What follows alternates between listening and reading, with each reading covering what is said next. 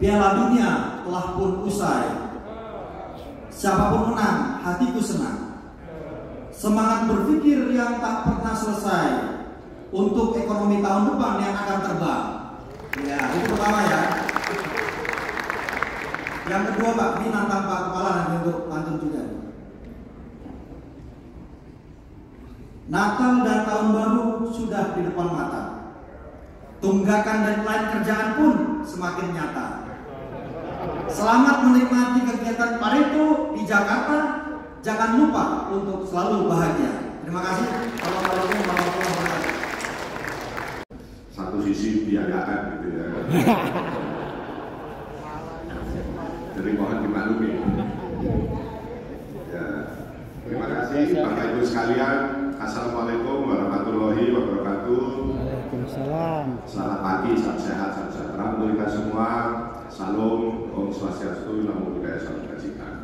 Yang saya hormati Bapak Ibu dari khususnya para narasumber kita pada hari ini, ya, dari berbagai kementerian dan lembaga, ada dari Pak Menko, ada dari kolega saya di Pak Panas, Pak Arif, dan yang lainnya yang tidak bisa saya sebutkan satu persatu karena lumayan banyak ternyata 2 hari ini.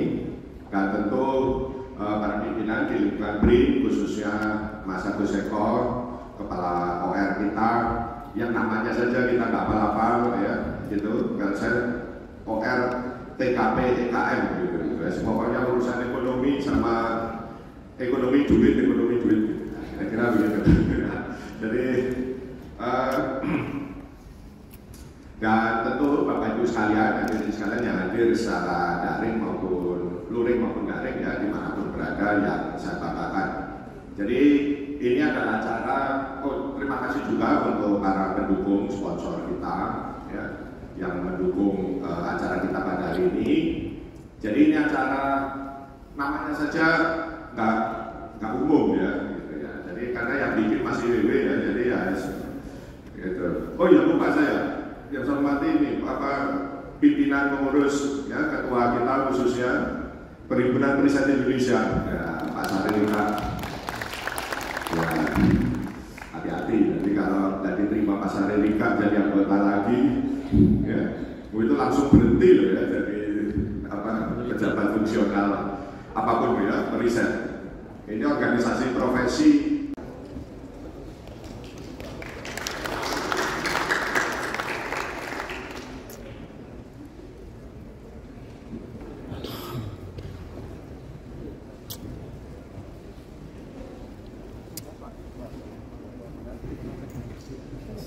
Assalamualaikum warahmatullahi wabarakatuh. Selamat pagi, salam sejahtera untuk kita semua. Om Swastiastu, Namo Buddhaya, Salam Kebajikan. Saya pertama-tama ingin menyampaikan apresiasi kepada BRIN yang menyelenggarakan acara simposium seminar atau simposium praktisi dan periset ekonomi BRIN 2022 ini. Satu acara yang baik sekali dan termasuk di dalamnya adalah sebenarnya yang cukup membuat saya tertarik adalah ketika melihat daftar acaranya itu nanti kan ada juga Take yang Lecture Pak T yang adalah kalau buat saya guru saya, meskipun saya nggak pernah ngambil kuliahnya Pak T, tapi beliau adalah guru saya. Karena saya banyak belajar, saya banyak baca tulisan-tulisan beliau tentang teknologi, tentang perekonomian Indonesia, tentang sejarah perekonomian. Sejarah perekonomian bukan yang pakai tahun-tahun, kita mesti hafalin tahun-tahunnya, tapi sejarah perekonomian dalam konteks pemikiran bagaimana perekonomian Indonesia itu dari masa ke masa, angle berpikirnya seperti apa, sehingga kalau Take yang Lecture itu buat saya sesuatu yang saya sangat hargai, dan saya memberikan apresiasi sekali lagi BRIN yang melanjutkan tradisi dari Take yang Lecture. Saya senang juga tadi Bung Armida berkesempatan untuk memberikan pengantar, tapi di sesi ini adalah sesi tentang sektor keuangan. Saya ingin memberikan beberapa pemikiran yang terjadi saat ini. Moga-moga semoga bisa menjadi background dan pengantar dari diskusi yang nanti akan dilakukan. Ibu Bapak, teman-teman semua, hampir 3 tahun kita pandemi. Tahun lalu pasti nggak pede berarti yang seperti ini. Sekarang kita bisa ada dalam situasi seperti ini, kita bersyukur.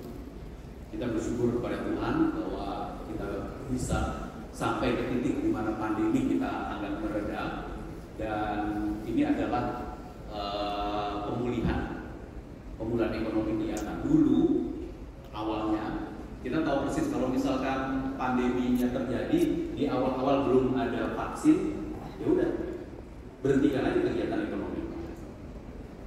PSBB berhenti, betul-betul berhenti. Penularan dulu. Tapi kalau perekonomian, kalau mobilitas itu berhenti, berarti kegiatan ekonomi juga berhenti. Akhirnya income-nya turun, konsumsinya turun, investasinya turun, ekspornya turun, impornya turun. Dan satu-satunya yang menjadi bumper dari pertumbuhan ekonomi Indonesia tahun 2020, satu-satunya komponen PDB yang positif pertumbuhannya di tahun 2020 adalah pengeluaran pemerintah.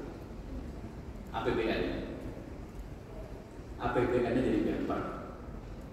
Kalau bahasa lainnya, APBN-nya adalah shock absorber. Begitu ada shock kepada kegiatan ekonomi, APBN yang menjadi absorber. Kenapa? Karena konsumsinya negatif, investasinya negatif, ekspornya negatif, importnya negatif, ekspornya. Pengeluaran pemerintahnya nggak boleh negatif. Tidak boleh negatif. Pengeluaran pemerintahnya harus menjadi bumper.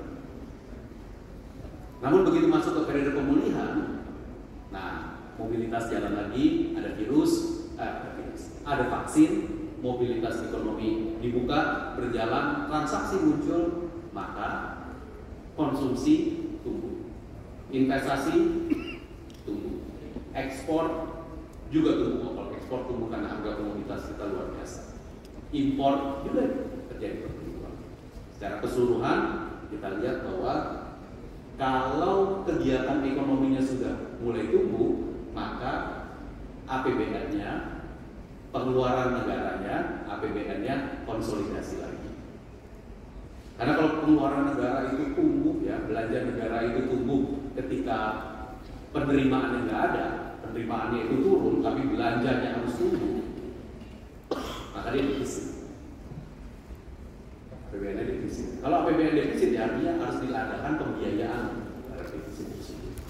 Nah, ibu bapak sekalian, cerita mengenai episode krisis dan bagaimana Indonesia menangani krisis itu, moga-moga mulai didokumentasikan. Saya dorong BRIN untuk mendokumentasikan apa yang Anda tangkap dari Indonesia mengalami 2-3 tahun krisis kesehatan.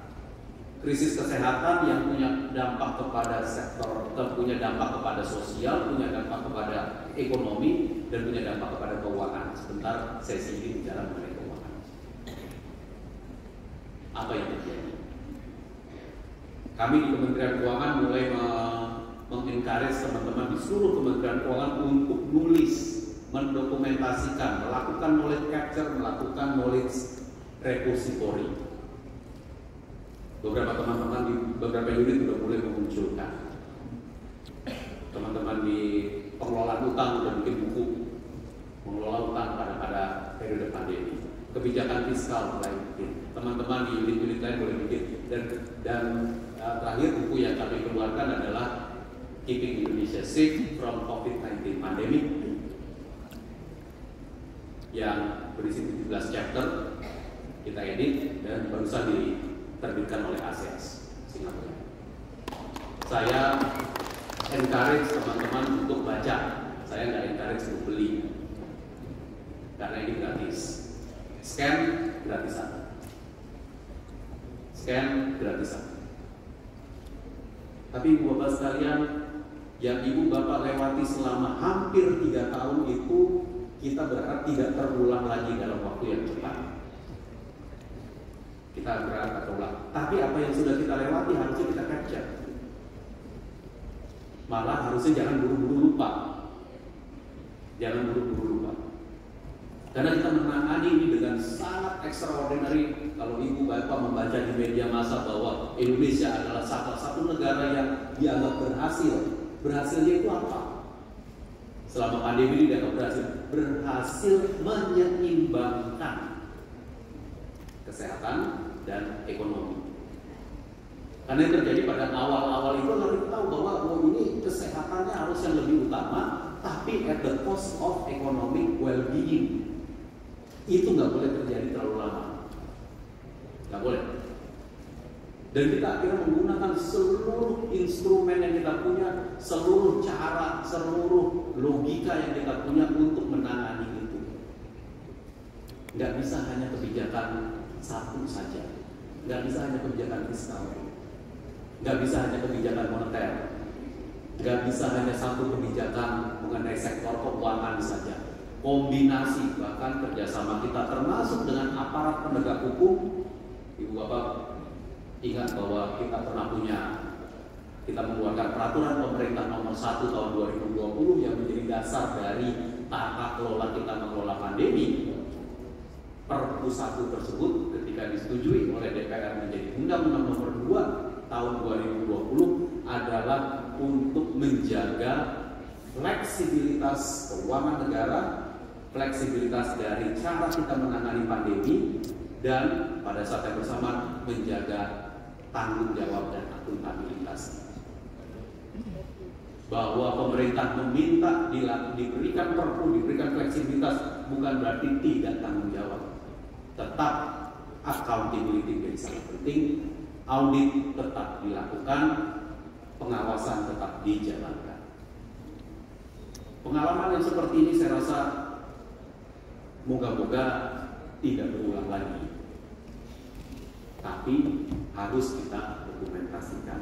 Nah, ibu bapak sekalian, cerita mengenai tadi saya bisa cerita panjang sekali, tapi saya mau fast forward ini ke poin berikutnya. Jadi tadi poin pertama kita tangani pandemi, kita dibilang bagus. Poin kedua, banyak negara yang memikirkan bahwa kalau lagi nangani pandemi, yang lain gak usah dipikirin dulu. Kalau lagi nangani pandemi, ya kesehatan aja. Ibu bapak sekalian, refleksikan 3 tahun ini, ibu bapak akan lihat bahkan selama pandemi Indonesia terus melakukan structural reform. Transformasi struktural kita lakukan terus. Gimana Pak? Kalau lagi pandemi kemarin kita ngurusin vaksin, kita ngurusin itu. Tapi, ibu bapak sekalian, tahun 2020 kita keluarkan Undang-Undang Cipta Kerja. Lagi pandemi. Dan kita menata ulang banyak sekali berbagai macam hal dalam soal perizinan, soal pertanahan, soal lingkungan hidup, soal konstruksi, masalah pembangunan gedung. Segala macam topik ada di dalam, ini slide-nya nggak pas, nggak apa-apa. Segala macam topik ada di dalam Undang-Undang Cipta Kerja. Teman-teman yang ada di BRIN, kaji Undang-Undang Cipta Kerja. Dan itu adalah harusnya menjadi fondasi baru dari cara kita bekerja ke depan. Bukan hanya cara bekerja, kita harapkan nanti ekonominya lebih efisien, perizinan lebih baik, pemerintah pusat dan pemerintah daerah lebih connect, penataan lingkungan hidup lebih baik, penataan pemukiman lebih baik, penataan pertanahan dan segala macam lebih baik di bawah Undang-Undang Cipta Kerja yang baru. Dan itu adalah structural reform. Kita keluar dari pas pandemi. Pandemi gak menyetop kita melakukan reformasi struktural. Oke. Bukan hanya Undang-Undang Cipta Kerja, tahun 2021 terus kita keluarkan Undang-Undang Pajak yang baru. Ini kalau masuk ke sisi fiskal, kita keluarkan Undang-Undang Pajak yang baru. Di situ kita melakukan banyak sekali streamlining administrasi perpajakan, dan kemudian kita juga melakukan banyak sekali, termasuk kita mengintroduksi pajak karbon. Yang kalau cerita besarnya adalah pajak karbon bukanlah pajak untuk menghasilkan, sekedar menghasilkan penerimaan negara. Pajak karbon adalah alat kita untuk mencapai tujuan Indonesia net zero emission. Kita lakukan lagi tengah-tengah pandemi. Yang kemarin di sisi fiskal juga kita menata ulang hubungan keuangan pusat dan daerah dengan undang-undang hubungan keuangan pusat dan daerah. Yang paling baru adalah kalau Ibu Bapak baca di media 1-2 minggu terakhir, kita mengeluarkan DPR menyetujui undang-undang pengembangan dan penguatan sektor keuangan. Masih pandemi, kita bekerja dengan DPR supaya sektor keuangan Indonesia ke depan itu fondasinya lebih baik. Kita keluarkan undang-undang. Ibu Bapak sekalian, pandemi, tapi structural reform berjalan terus. Saya undang teman-teman BRIN untuk mendalami semua dimensi itu. Yang mau mendalami di sektor keuangan tentu sangat memungkinkan. Yang mau ingin mendalami di dalam undang Cipta Kerja tentu juga sangat memungkinkan. Nah, sektor keuangannya apa sih isunya? Apa isunya sektor keuangan kita? Ada 5 permasalahan di sektor keuangan kita yang mendasari kenapa kemarin kemudian kita memikirkan harus kita reform sektor keuangan kita. Yang pertama, masalah yang paling utama masalah pertama di dalam sektor keuangan kita adalah literasinya rendah. Literasi ke sektor keuangan itu rendah dan akses ke sektor keuangan itu timpang. Yang kemudian atas. Kedua, biaya di sektor keuangan kita itu tinggi. Jadi kalau mau dibuka, setiap kotak itu kalau mau dibuka itu indikatornya puluhan indikator di bawah. Tapi kita bisa rumuskan biaya transaksi di sektor keuangan kita itu tinggi. Ketiga, instrumen keuangan kita itu terbatas. Makanya beberapa orang, apalagi yang kemudian selera instrumennya itu udah lebih sophisticated, dia bilang aku nggak bisa naruh duit saya di Indonesia, aku naruh duit aku di negara sebelah aja. Karena instrumen keuangan ada keterbatasan. Yang keempat, kepercayaan dan perlindungan investor dan konsumen harus kita perkuat. Dan kelima, penanganan stabilitas sistem keuangan harus kita lakukan. Inilah bidang kerja dari Undang-Undang P2SK, pengembangan dan penguatan sektor keuangan yang kemarin kita munculkan dan disetujui oleh Dewan Perwakilan Rakyat. Kita mengapresiasi bahwa DPR membahas ini dengan sangat-sangat cepat. Kenapa cepat? Niatnya bukan mencari. Karena RUU-nya inisiatif DPR. Jadi ketika pemerintah memberikan data inventarisasi masalah, langsung dibicarakan dan bisa dibicarakan dengan lebih cepat. Ibu Bapak sekalian, teman-teman, ada beberapa hal yang menjadi perhatian di dalam rencana, di dalam Undang-Undang P2SK tersebut. Pertama, kita melakukan revisit terhadap beberapa institusional setting kewenangan dan tata kelola dari BI, OJK, dan LPS. Kita tata. Ada yang kita berikan penguatan. BI mendapatkan penguatan secara mandatnya termasuk pertumbuhan ekonomi. OJK mendapatkan mandat untuk melakukan pengawasan atas kripto, atas pasar karbon, dan beberapa hal yang lainnya. LPS, Lembaga Penjamin Simpanan, mendapatkan tambahan mandat untuk melakukan bukan saja penjaminan simpanan perbankan, tapi juga penjaminan atas polis asuransi. Dan kita belum pernah punya penjaminan atas polis. Kita juga memperkuat pengawasan yang atas BI, OJK maupun LPS. Kalau dulu badan supervisi hanya ada di BI, sekarang badan supervisi diciptakan juga akan ada di OJK dan akan ada juga di LPS. Kita memperkuat, undang-undang ini juga memperkuat larangan bagi calon anggota Dewan Gubernur, Dewan Komisioner OJK, dan Dewan Komisioner LPS sebagai pengurus dan atau sudah menggunakan anggota partai politik. akses. Itu juga sesuatu yang kita perkuat.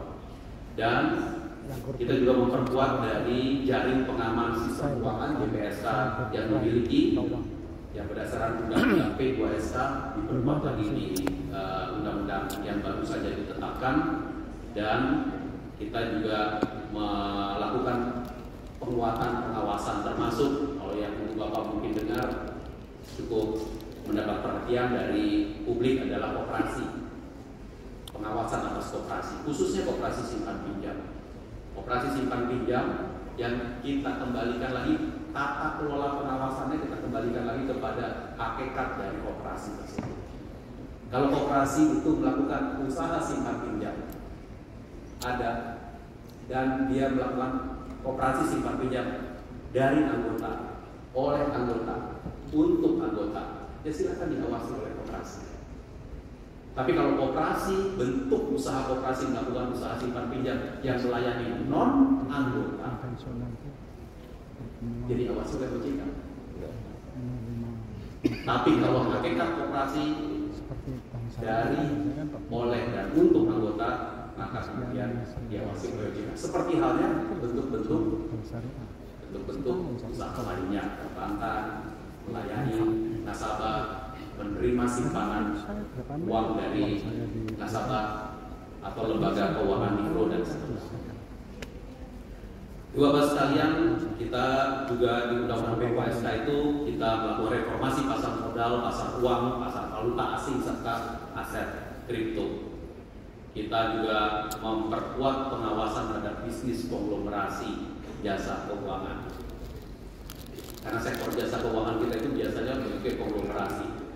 Pemilik itu punya bank, punya asuransi, punya lembaga pembiayaan, jangan-jangan juga punya koperasi, itu dalam satu konglomerasi.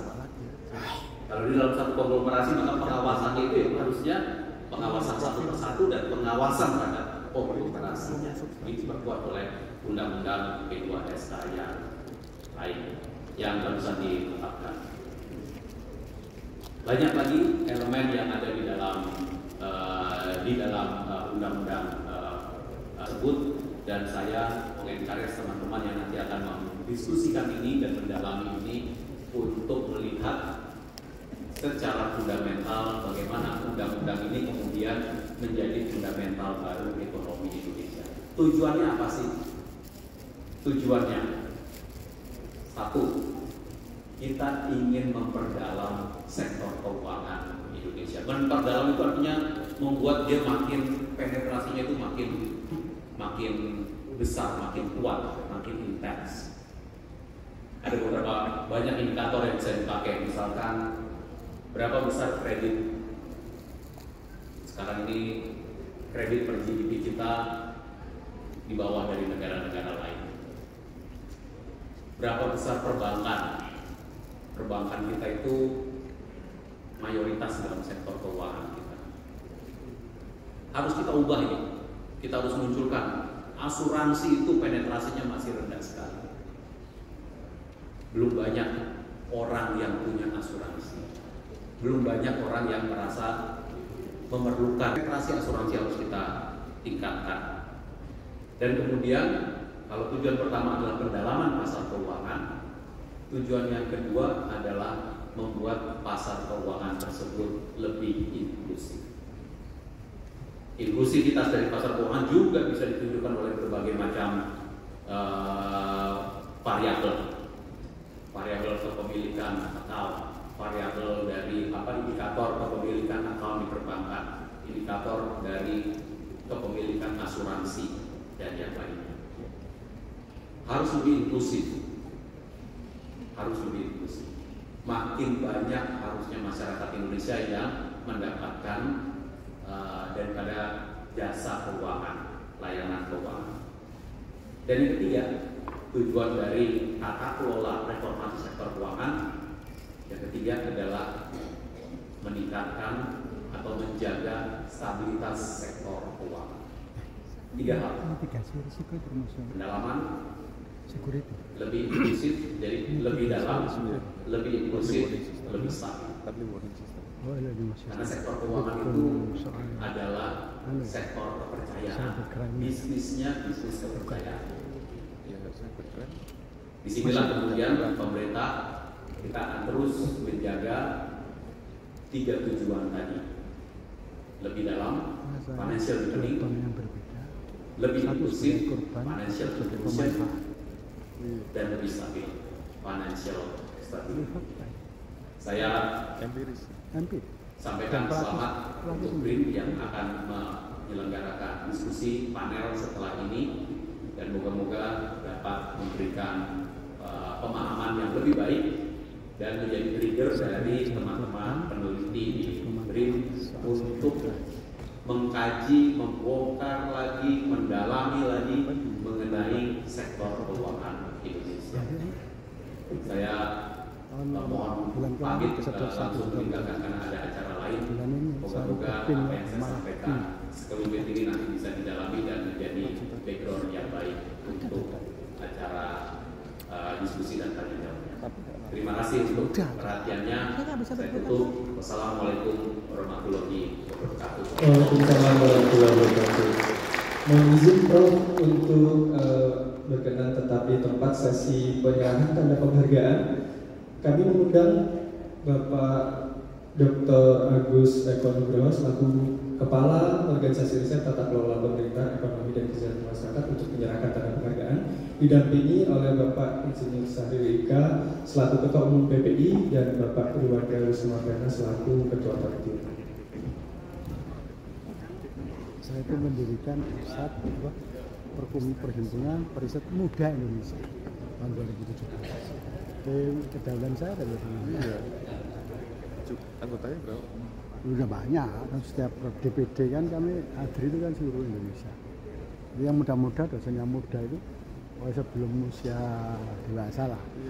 Itu saya jadi anggota pusat.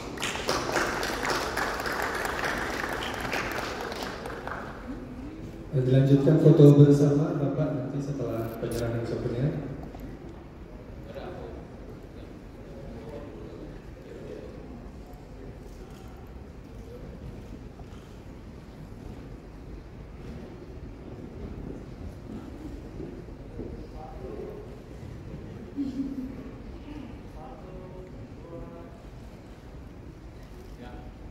Ini sama-sama. Terima kasih.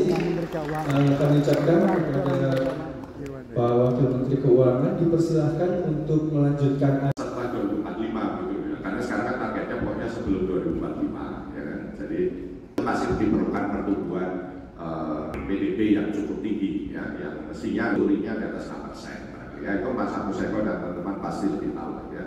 Gitu. Nah, tapi membuat sampai ke situ tentu nggak mudah.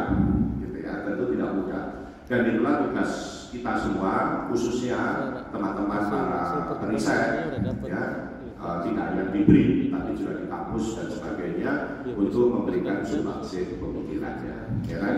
Jadi tidak hanya melihat masalahnya, masalah perlu dilihat, tapi kalau cuma melihat masalah doang itu nanti cuma jadi pengamat ya kan? Kita kan tidak boleh hanya jadi pengamat, kita harus tidak boleh hanya jadi problem provider itu pengamat ya kan? Tapi kita harus jadi bagian dari problem solver ya. Nah itulah periset itu memberikan solusi gitu ya. Jadi nah tantangan ke depan tentu yang semua sudah tahu, tentu krisis geopolitik masih ada, kita nggak tahu kapan itu selesai ya kan. Juga yang sering dilupakan, nah ini tantangan yang agak jangka panjang, tantangan dari sisi komitmen global gitu. Jadi ini yang sering saya sampaikan, kami menggunakan pendekatan komitmen global khususnya terhadap misalnya perubahan iklim, carbon trade dan sebagainya. Karena habis itu itulah senjata utama untuk persaingan kompetisi global ya. Dan itu yang akan dipakai untuk barrier gitu dari berbagai negara, sudah pasti gitu. Jadi dan itu tidak bisa diselesaikan oleh teman-teman yang terkait dengan ekonomi saja, itu harus juga diselesaikan oleh teman-teman kita yang ada di lingkungan dan seterusnya. Karena kita sendiri sampai sekarang belum tahu gimana kita ngitung karbon rate, karbon kita, ya, karbon yang dari laut kita. dari ekosistem pesisir, mulai dari bakau, rumput laut sampai ke terumbu karang. Padahal itu jauh lebih besar daripada rainforest, ya, yang tentu akan terus berkurang rainforest kita, ya minimal kita bisa jaga, mungkin tidak berkurang banyak, tapi ya pasti berkurang kalau kita ini mau maju pasti bangun, kalau bangun ya pasti ada sedikit yang harus dikorbankan, ya kan, gitu. Jadi tidak bisa kolega kita di luar negeri, Indonesia jangan bangun, gitu. Lah enak aja lu udah menghabisi hutan lu sendiri, terus kita nggak boleh bangun, terus kita disuruh tetap kere, kan nggak bisa, ya, gitu. Baik juga kita harus bangun industri, bangun manufaktur dan seterusnya. Nah itu tentu diperlukan dukungan ya dari kita semua, khususnya para periset, gitu, untuk mencari cara, gitu ya, mencari cara.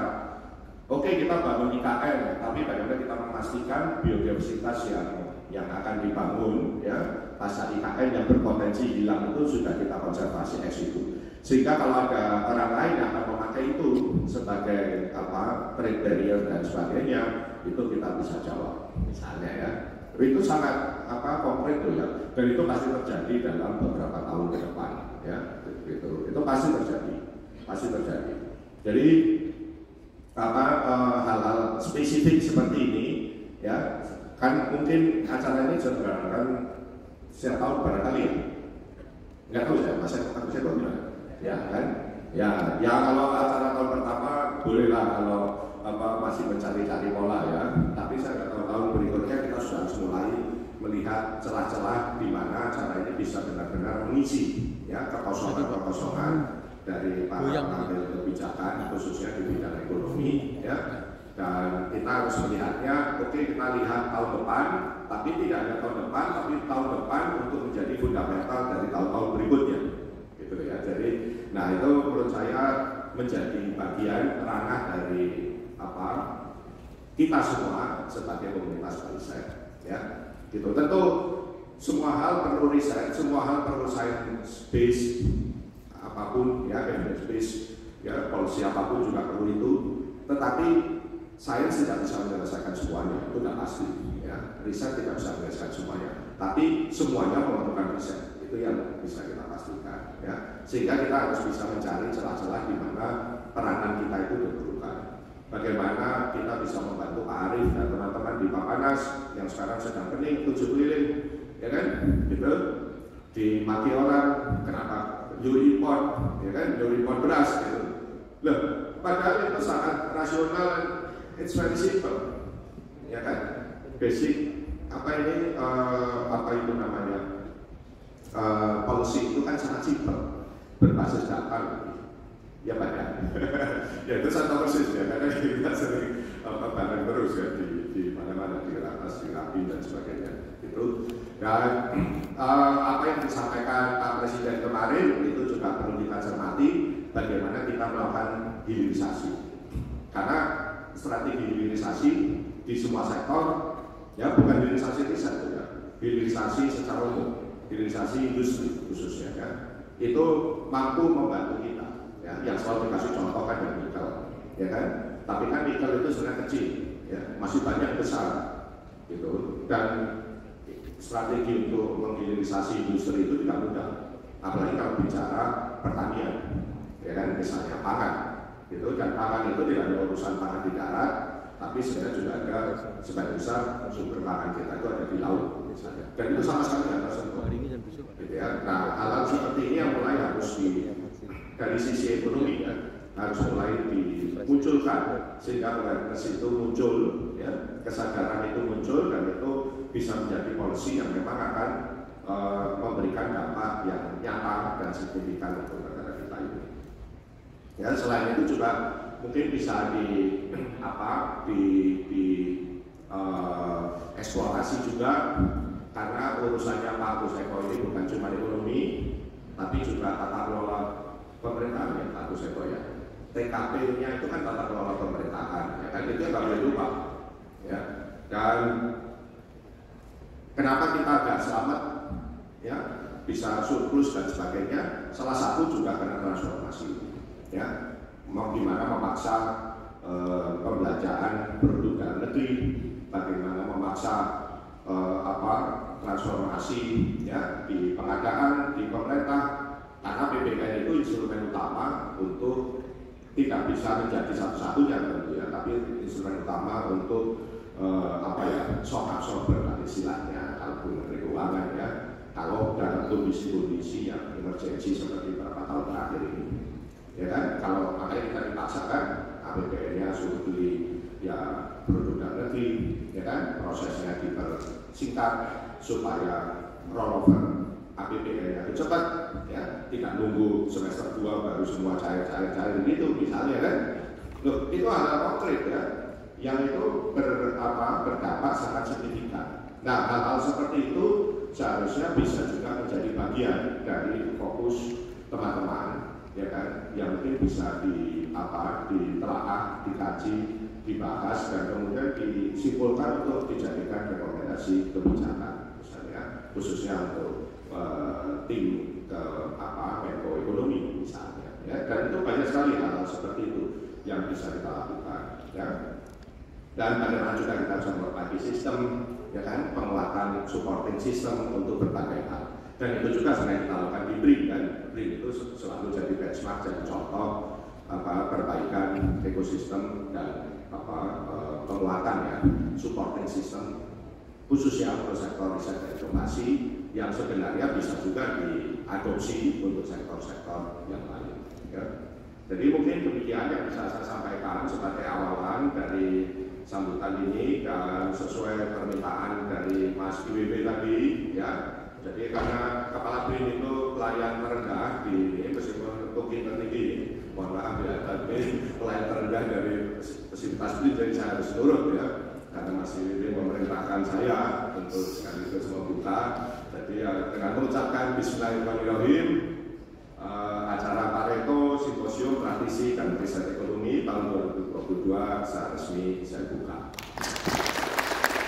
Kemudian saya kembalikan kepada Topik Berkarya. Wassalamualaikum warahmatullahi wabarakatuh. Om Santi Santi.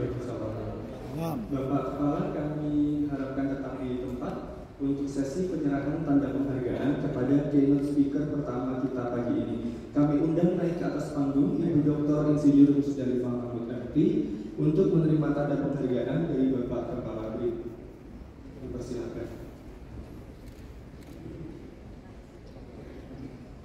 Untuk mendampingi pula Bapak Kepala Organisasi Riset Tata Kelola Pemerintahan Ekonomi dan Kesejahteraan Masyarakat. Silakan.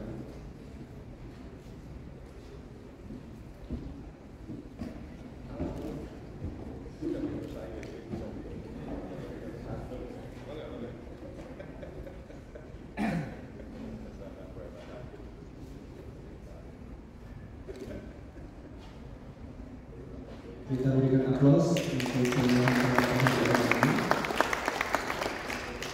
Dan selanjutnya mohon untuk tetap di tempat Bapak, kami undang untuk sesi foto bersama, yaitu yang pertama Profesor Sulhasil Nazara, Wakil Menteri Keuangan, barangkali sudah hadir di tengah kita. Kemudian yang kedua Bapak Insinyur Sahrul Ika MM selaku Ketua Pimpinan.